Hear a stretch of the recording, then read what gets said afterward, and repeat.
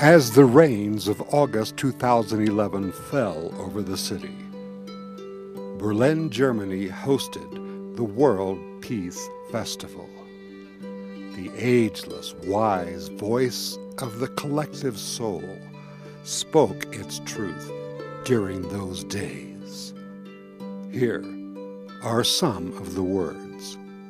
As a collective consciousness, we have to recruit our collective love, our collective compassion, our collective creativity, our collective intention, and we have to use what is emerging as a technology that can harness the intelligence of our global population within seconds. So, I don't think we can just relax anymore, meditate, and be in touch with the unified field because we have an emergency going on. Like the Buddha said, if your house is burning, you better take care of the house or run out of the house or pour water before you discuss the metaphysics of what caused the house to burn.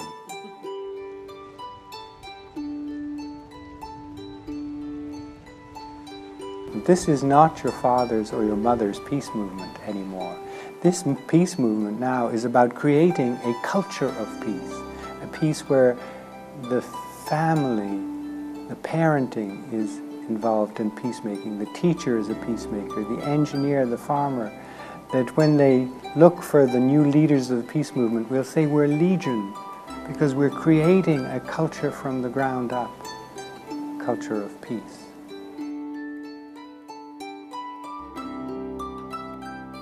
I think we have to show that there are alternatives to violence that work, and non-violence does work.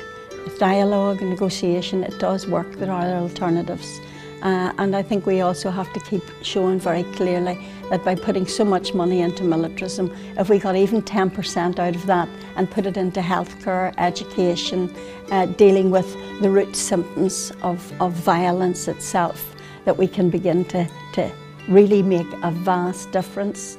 So changing that mindset, but we have to teach non-violence at every level of society. And the religions, the different faith traditions, have a wonderful contribution to make here.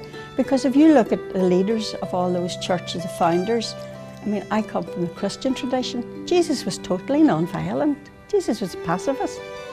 Jesus with a machine gun just doesn't make sense. But the Christian church has never taught non-violence. We don't teach it in the seminaries, and we don't teach it in the schools, and we don't teach it in society. And yet violence is the greatest threat to the survival of the human family today. But we can do it. You take the idea of smoking. It used to be acceptable to smoke. Well, once people realised that smoking is bad for your health, and the education was started, and the government changed its policies, and the medical profession came on board. Now it's understandable that you shouldn't really be smoking because you're damaging your health. Well, guns and war is bad for your health.